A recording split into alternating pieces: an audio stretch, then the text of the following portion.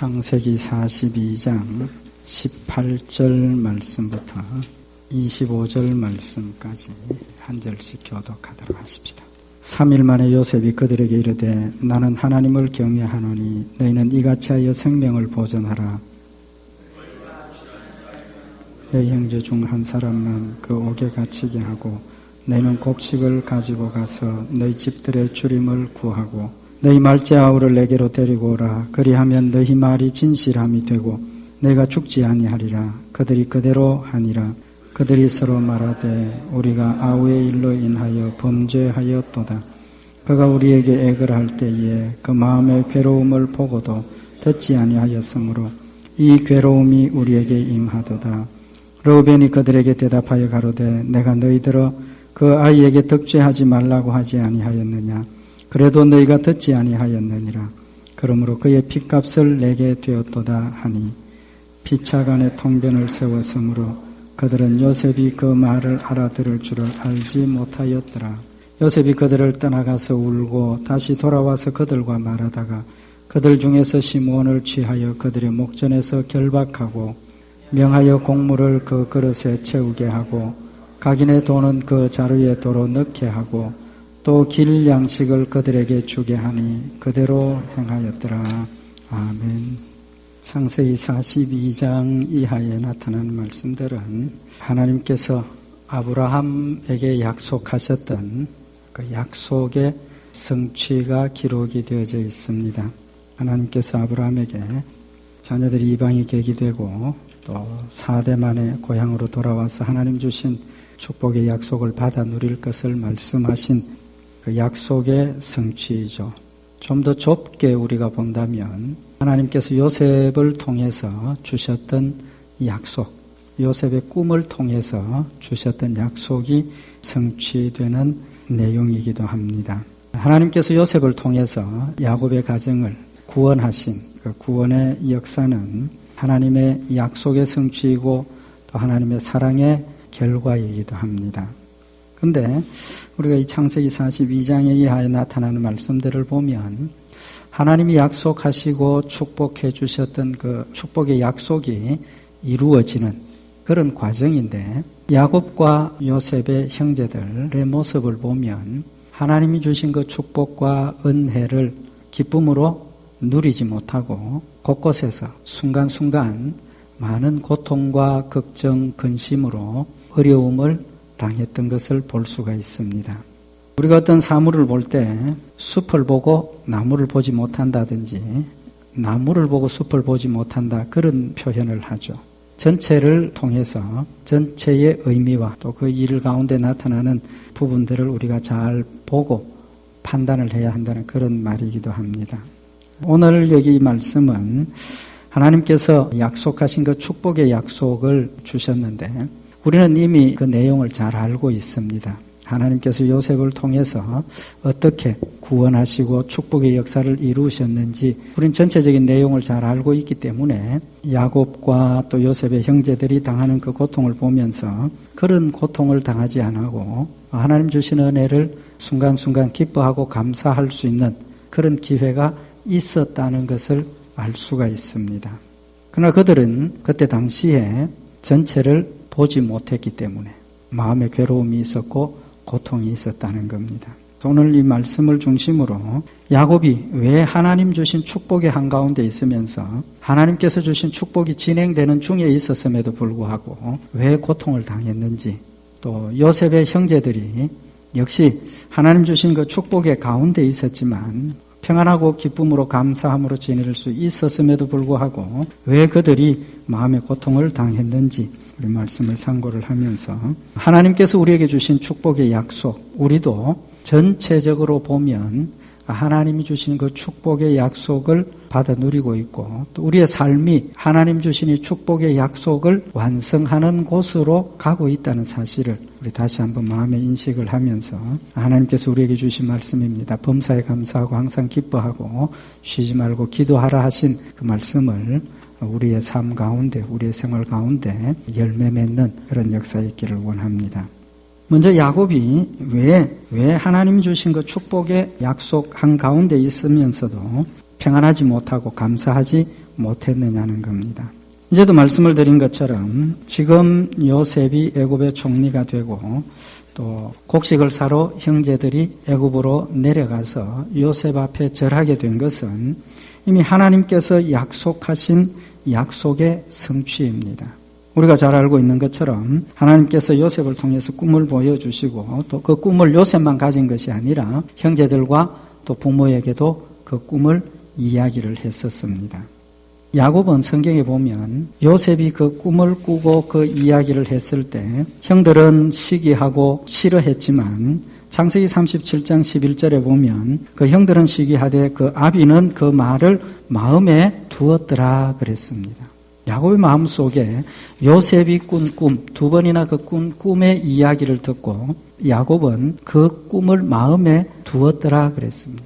마음에 간직하고 있었다. 그러니까 야곱은 요셉이 꿈 이야기하는 그것을 그냥 지나가는 꿈으로 여기지 않았다는 거죠. 뭔가 거기에 하나님의 뜻이 있고 뭔가 거기에 하나님께서 주시는 의미가 있을 것이라는 생각을 했다라고 기록을 하고 있는 겁니다.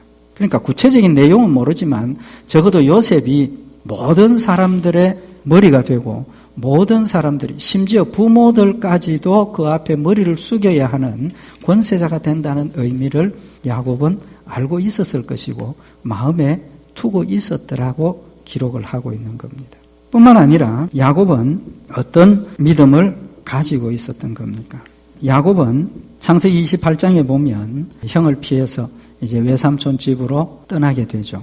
창세기 28장 15절에 보면 떠나는 야곱에게 하나님께서 찾아오셔서 내가 너와 함께 있어 네가 어디로 가든지 너를 지키며 너를 이끌어 이 땅으로 돌아오게 할지라 내가 네게 허락한 것을 다 이루기까지 너를 떠나지 아니하리라. 하나님께서 야곱에게 주신 약속입니다. 고향을 떠날 때 하나님께서 야곱에게 네가 어디를 가든지 내가 너와 함께 있겠고 또 너를 고향으로 돌아오게 하겠고 내가 아브라함에게 약속한 그 약속을 너를 통해서 이루겠다고 분명하게 야곱에게 약속을 하신 겁니다. 뿐만 아니라 외삼촌 집에서 지나다가 이제 고향으로 돌아가야 할 때가 되었기 때문에 하나님께서 야곱에게 고향으로 돌아가라 하시면서 창세기 31장 3절에 보면 여호와께서 야곱에게 이르시되 내 조상의 땅 내 족속에게로 돌아가라 내가 너와 함께 있으리라. 고향으로 돌아가라 하시면서 하나님께서 야곱에게 내가 너와 함께 있겠다고 약속을 다시 한번 확인하시는 겁니다. 고향으로 돌아가던 야곱이 야복강가에서 밤을 새게 되었는데 밤에 하나님과 씨름을 하게 되죠. 창세기 32장 28절에 그 싸움이 끝나고 그 사람이 가로되 내 이름을 다시는 야곱이라 부를 것이 아니요 이스라엘이라 부를 것이니 이는 내가 하나님과 사람으로 더불어 겨루어 이겼음이니라. 하나님께서 야곱에게 축복해 주시고 이름을 이스라엘로 바꾸어 주신 거예요. 이름을 이스라엘로 바꾸어 주셨다는 것은 하나님께서 야곱에게 그동안 약속했던 그 축복의 약속이 이루어지고 있고 또 앞으로 이루어질 것이라는 사실을 다시 한번 확인해 주시는 증거인 겁니다. 고향으로 돌아왔던 야곱이 세겜에서 거하고 있을 때 하나님께서 여러 가지 역사를 이루셔서 이제는 야곱이 고향을 떠날 때 하나님과 약속했던 그 약속을 이행하도록 만드시는 내용을 볼 수가 있습니다.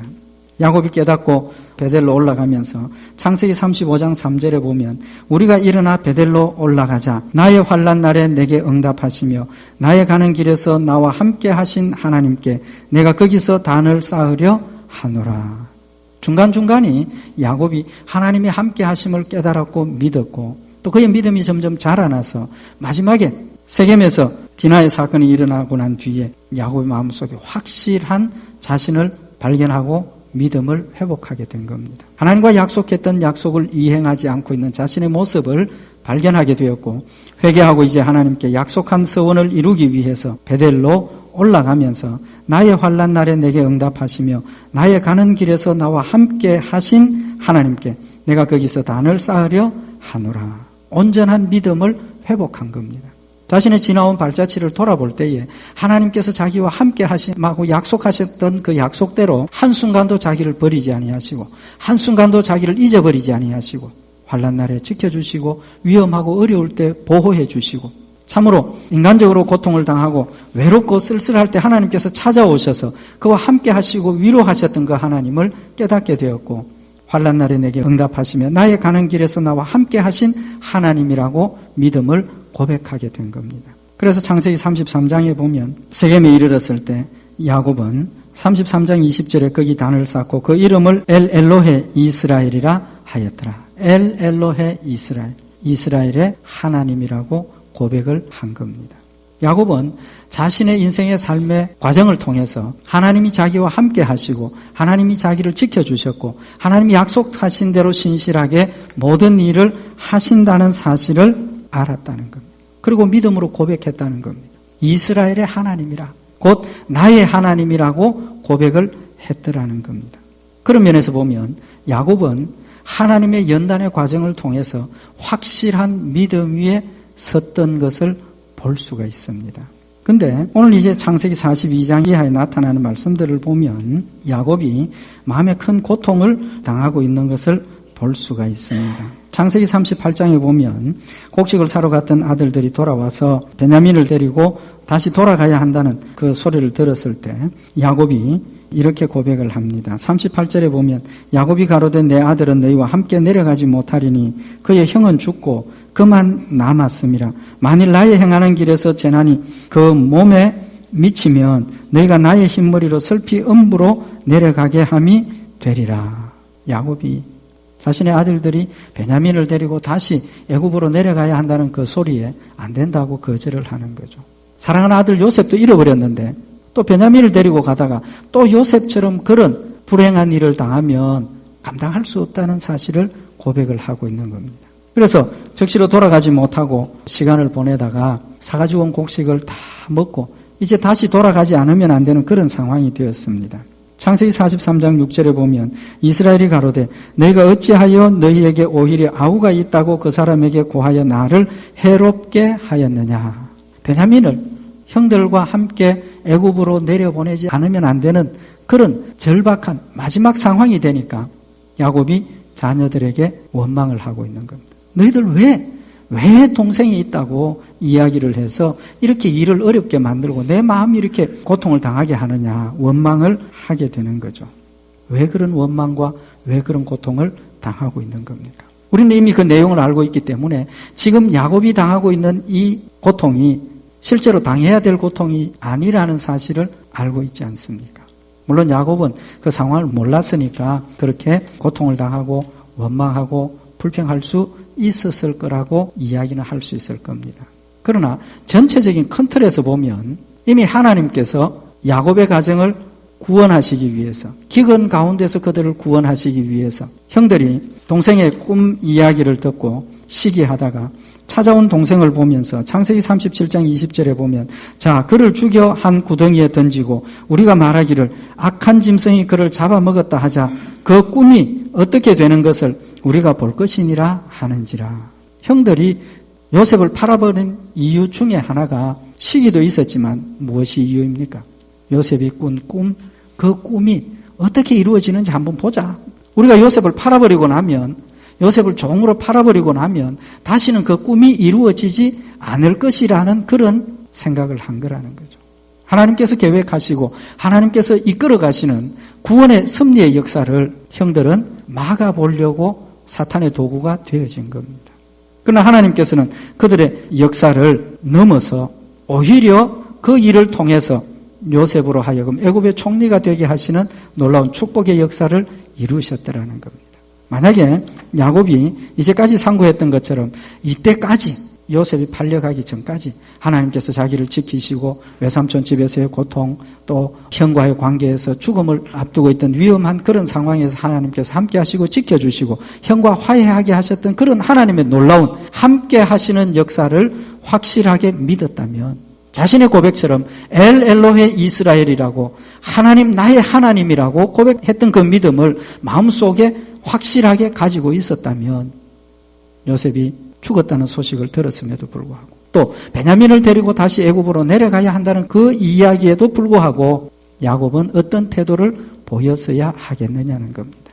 큰 틀에서 보면 하나님께서 나를 이때까지 지켜주셨고 고난과 역경과 환난 가운데서도 하나님 나를 지켜주셨으니까 지금 이 일도 하나님께서 지켜주실 것이라는 믿음을 가졌어야 한다는 겁니다. 그런 믿음이 흔들리고 나니까 눈앞에 펼쳐지는 모든 일들이 위험한 일이요, 걱정거리요, 근심거리가 될 수밖에 없었더라는 겁니다. 실제로 오늘 이 상황을 대처하는 야곱의 모습을 보면 창세기 43장 14절에 애굽으로 내려가지 않으면 안 되는 그런 상황이 되었을 때 야곱이 이런 고백을 합니다. 전능하신 하나님께서 그 사람 앞에서 너희에게 은혜를 베푸사 그 사람으로 너희 다른 형제와 베냐민을 돌려보내게 하시기를 원하노라. 믿음의 고백이죠. 야곱이 하나님께서 그 사람 앞에서 너희들에게 은혜를 베푸셔서 그 사람으로 너희 다른 형제와 베냐민을 돌려보내게 하시기를 원한다.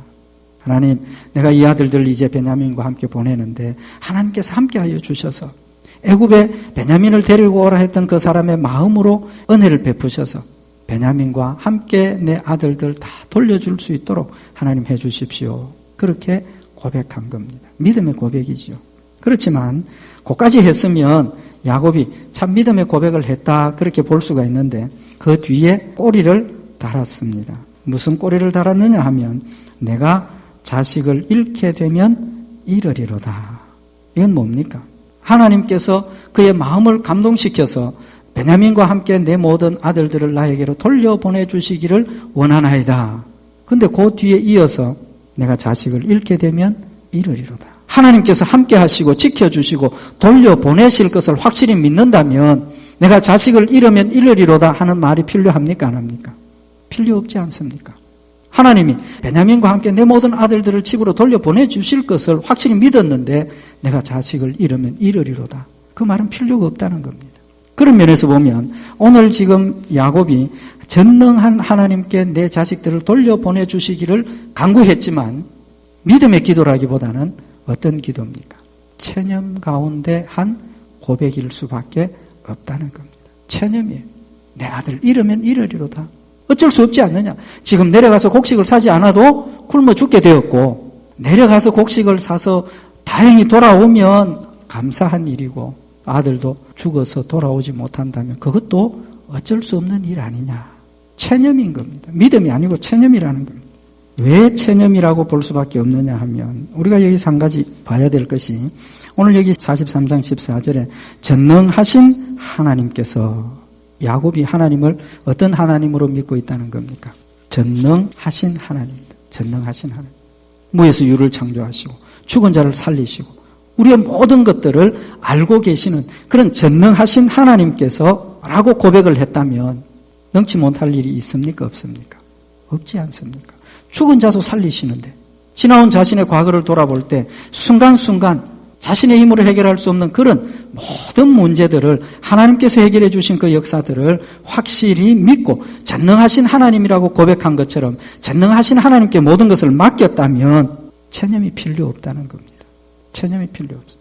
한나가 자신의 기도를 하나님께서 들으셨다는 확실한 믿음을 가지고 어떤 모습을 보였습니까? 사무엘상 1장 18절에 보면 가로되 당신의 여종이 당신께 은혜 입기를 원하나이다 하고 가서 먹고 얼굴에 다시는 수색이 없으니라.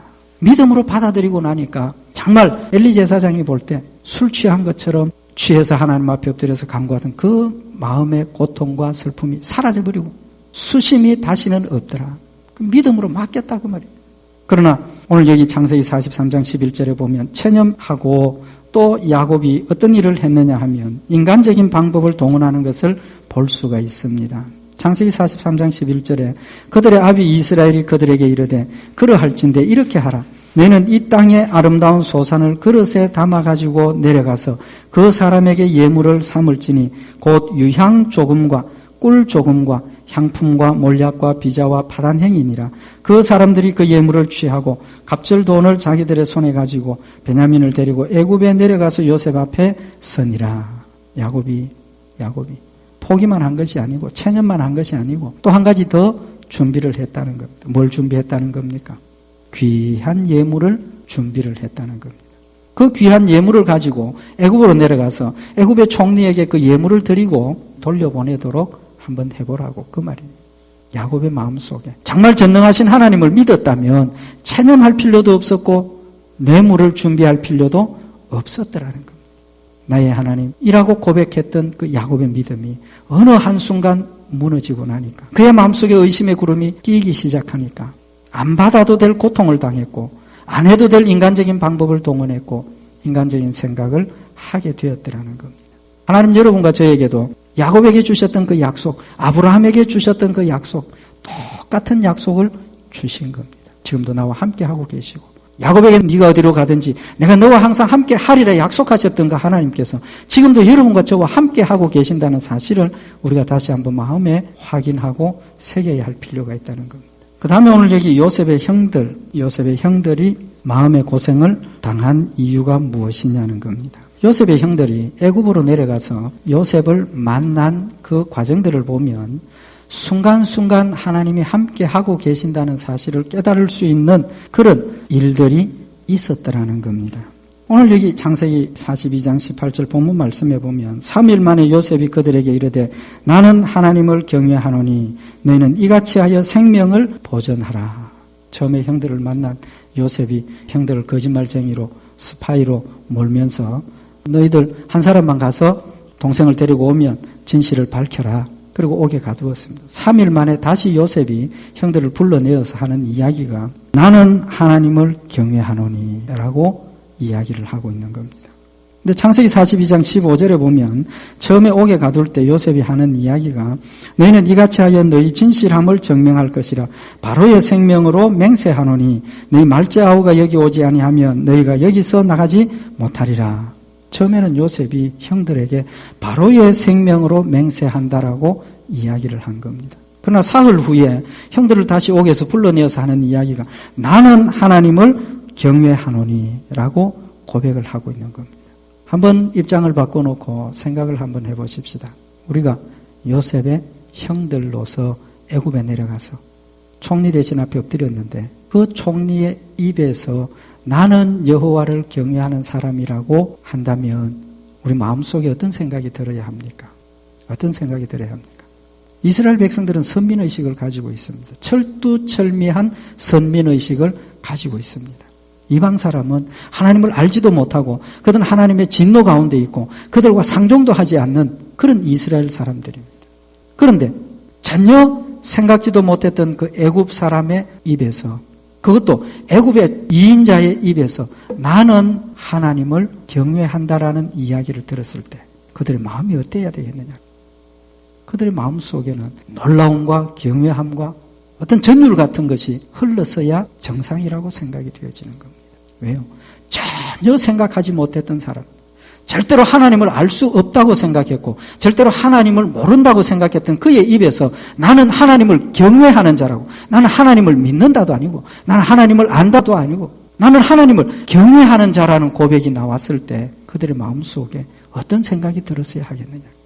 그 이야기를 들을 때 그들의 마음속에 하나님께서 여기도 계시는구나. 우리를 사랑하시고 우리를 지켜주시고 우리를 도와주시고 우리와 함께 하시는 하나님께서 이곳까지도 역사하고 계시는구나 사실을 깨달았을 때 그들의 마음속에 큰 기쁨이 있어야 하고 그들의 마음속에 적어도 희망을 가졌어야 한다 그 말이에요. 왜 그렇습니까? 우리도 하나님을 경외하는 자인데 저 사람도 하나님을 경외한다면 하나님을 통해서 우리가 진실을 이야기해 볼 수 있지 않겠느냐. 적어도 그런 소망은, 그런 신락 같은 희망은 그들의 마음속에 가졌어야 한다는 겁니다. 그러나 그들은 요셉의 입에서 나는 하나님을 경외하노니라는 고백을 들었음에도 불구하고 지나쳐버리고 말았다는 겁니다.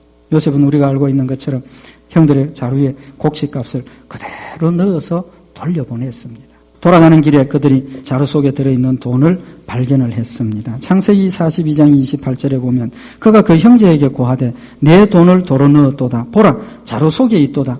이에 그들이 혼이 나서 떨며 서로 돌아보며 말하되 하나님이 어찌하여 우리에게 이 일을 행하셨는고.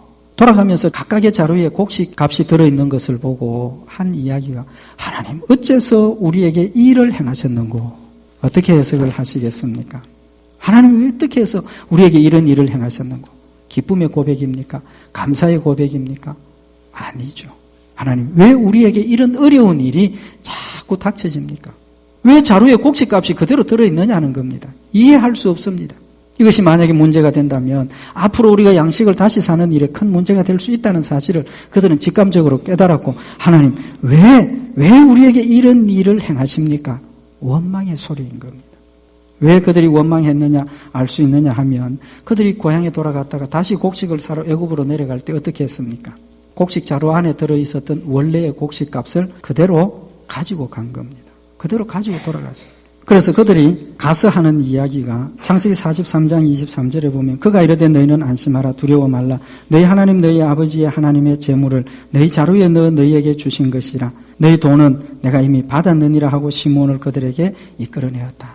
그들이 곡식 값을 가지고 다시 돌아가서 자신들을 인도하는 그 애굽 사람에게 우리가 돌아가서 보니까 곡식 자루에 곡식 값이 그대로 들어있습니다. 혹시 실수로 들어왔는지 몰라서 우리가 다시 가져왔습니다. 그렇게 고백을 한 겁니다. 그 이야기를 들은 사람이 이제 이야기를 하는 것처럼 너희 하나님, 너희 아버지의 하나님이 재물을 너희 자루에 넣어 너희에게 주신 것이니라.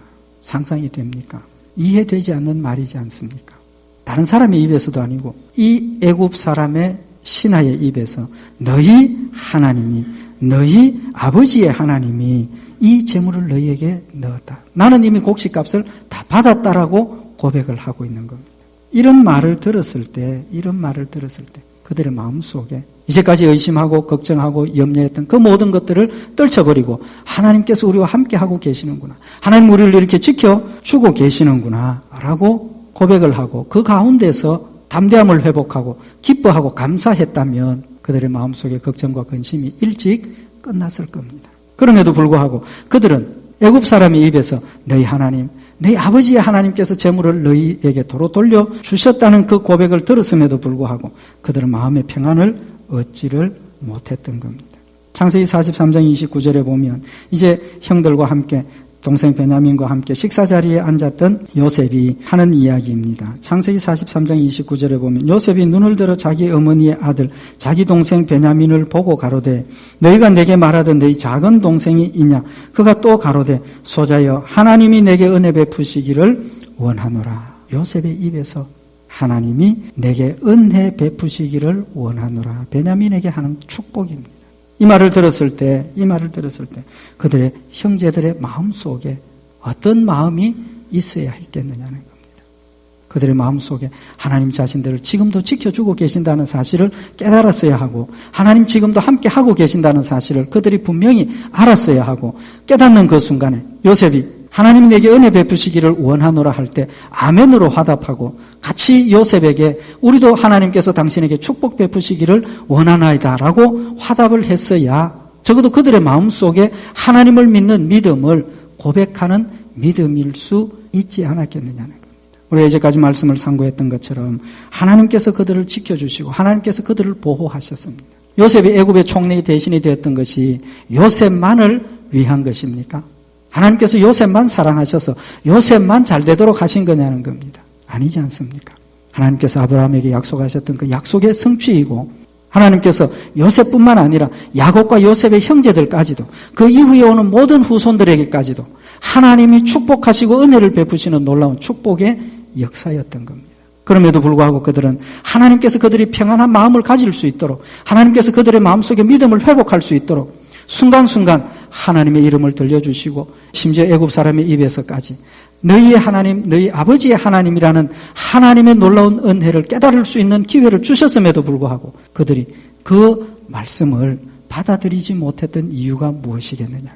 그들의 마음의 영안이 어두워져 있었기 때문에 그들의 영안이 어두워져 있었기 때문에 하나님께서 그들이 함께 하시고 하나님께서 그들을 지켜주시고 계심을 확인하고 깨달을 수 있는 말씀을 주셨음에도 불구하고 깨닫지 못하고 고통 가운데 있었더라는 겁니다. 지금 우리의 상황도 마찬가지입니다. 이미 하나님께서 여러분과 저를 그리스도의 보혈로 인쳐주시고 성령으로 우리의 마음속에 믿음을 더하여 주시고 하나님의 함께 하심을 우리 마음속에 확인해 주셨음에도 불구하고 우리의 믿음이 확실하고 담대할 때는 늘 범사에 감사하고 기뻐하고 담대하게 하나님의 말씀을 순종할 수 있었지만 욕심으로 우리의 영안이 어두워지고 걱정과 근심으로 우리의 영안이 어두워지고 세상 유혹으로 우리의 영안이 어두워지고 나니까 조그마한 일에도 의심하게 되고 조그마한 일에도 넘어지게 되고 조그마한 일에도 걱정하게 되고 하나님께서 우리와 함께 하셔서 우리 앞에 태산과 같은 험산 줄령이 놓여 있다 할지라도 하나님께서 우리 앞에 이 모든 것들을 평탄하게 하시겠다고 약속하신 그 약속을 믿음으로 우리가 받아들인다면 어떤 순간에도 우리는 범사에 감사하고 항상 기뻐하고 담대하게 하나님의 말씀을, 하나님 우리에게 주신 사명을 감당할 수 있다는 것입니다.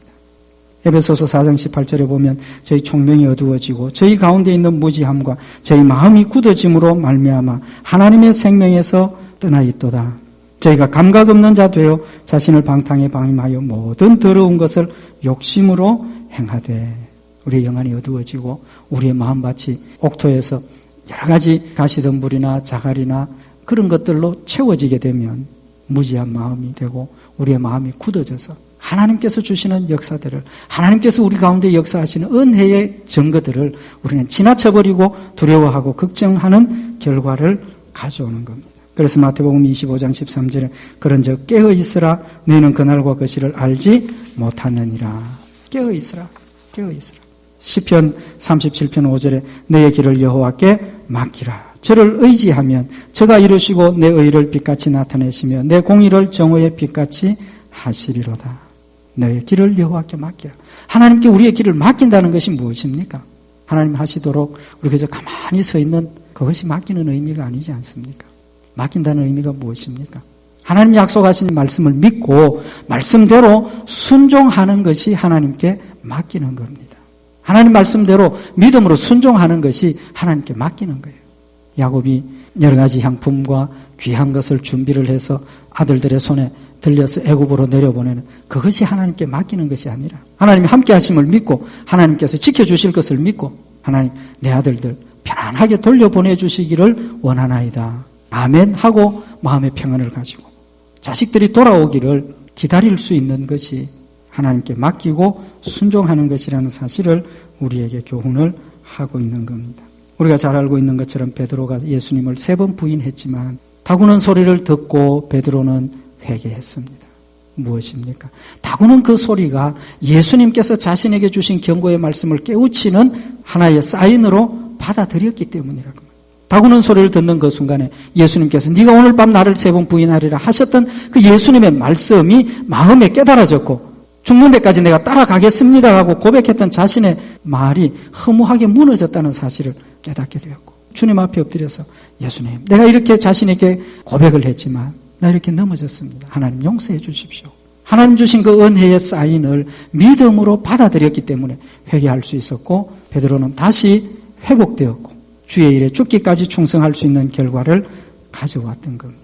하나님 지금도 끊임없이 여러분과 저에게 말씀을 통해서 우리 주변에 일어나는 일들을 통해서 모든 것을 통해서 지금도 하나님이 함께 하고 계심을 우리에게 보여주시고 깨우쳐 주시고 깨닫고 믿음 가운데 서도록 하나님 도와주고 격려하고 계신다는 사실을 다시 한번 우리가 마음속에 새기면서 우리는 늘 깨어서 양안이 밝아서 하나님이 주신 모든 것들을 믿음으로 받아들이고 담대하게 서서 하나님 우리에게 주신 사명을 온전하게 감당하고 승리하는 복된 성도들이 되시기를 바랍니다. 기도드리십시다. 사랑의 하나님 아버지, 하나님 저희들 사랑하셔서 약속하신 대로 함께 하시고 지켜 인도하시는 놀라운 역사들을 더하여 주심을 이 시간 다시 한번 우리 마음속에 새기게 하시고 어두워졌던 우리의 영안들을 밝혀주시옵시고 굳어졌던 우리의 마음들을 옥토가 되도록 기경하여 주셔서 세미한 주님의 음성을 듣는 저희들이 되게 하시고 우리의 모든 일들 가운데 함께 하시고 역사하신 하나님의 손길을 깨닫는 저희들 되게 하여 주시옵시고 믿음으로 하나님께 모든 것을 맡기며 말씀대로 하나님이 하라 하시는 대로 순종하며 승리하는 저희들 되도록 주님 축복하여 주시옵소서. 그래서 하나님 주신 모든 것들을 기쁨으로 감사함으로 받아 누리는 저희들 되게 하셔서 범사에 감사하며 항상 기뻐하며 쉬지 않고 기도하며 늘 승리하는 복된 성도들 되게 하여 주시옵소서. 우리 주 예수님 이름으로 기도드리옵나이다. 아멘.